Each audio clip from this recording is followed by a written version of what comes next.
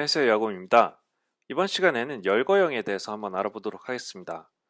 스위프트의 열거형은 기존 다른 언어들의 열거형과 다르게 굉장히 강력한 기능을 가질 수 있는 스위프트의 기능 중에 하나예요. 그래서 열거형에 대해서 조금 많이 알아두시면 훨씬 스위프트 코딩하는 데 도움이 많이 되실 겁니다. 스위프트의 열거형은 각각의 케이스가 고유의 값으로 취급이 됩니다.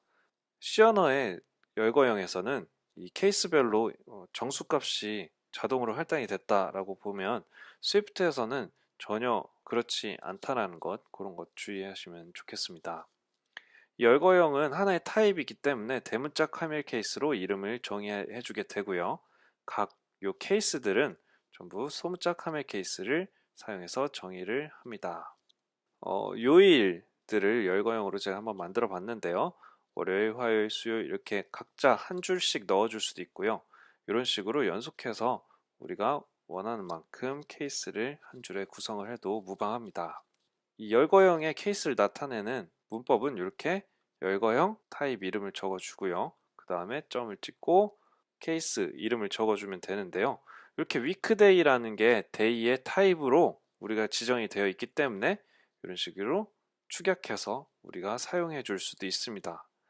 그런데 만약에 우리가 day라는 것을 어떤 힌트도 없이 그냥 이렇게 써버리면은 컴파일러는 어떤 열거형의 어떤 케이스인지 알 수가 없습니다. 그래서 최소한 처음에 선언해 줄 때는 이런 식으로 타입을 명시를 해줘야 합니다.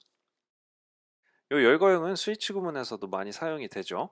이 스위치의 비교값에 day라는 열거형 값이 들어와 있기 때문에 이 케이스는 한정돼 있다고 컴파일러는 알 수가 있어요. 그래서 월화수목금토일 중에 하나는 무조건 케이스에 걸리겠지.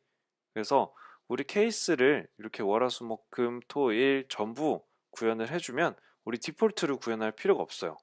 그렇지만 이 중에 하나라도 빼놓는다면 우리는 디폴트를 꼭 구현해줘야 됩니다. 이런 식으로 디폴트가 없다라는 오류를 볼 수가 있고요. 자, 그리고 요 열거형을 기존의 C 언어처럼 정수값을 가지게 만들고 싶다라고 한다면 원시값이라는 것을 쓸 수가 있어요. 그래서 raw value라고 넣어줄 수가 있는데요. 열거형의 이름 뒤에다가 콜론을 찍고 타입, 원시값을 가질 타입을 명시해 주면 됩니다. 자, 그래서 케이스, 애플은 0, 그레이프는 1 이런 식으로 넣어줬는데요. C 언어처럼 자동으로 1씩 증가를 합니다. 그래서 이 그래프에 1을 지워도 그래프는 자동으로 1이 들어가게 돼요.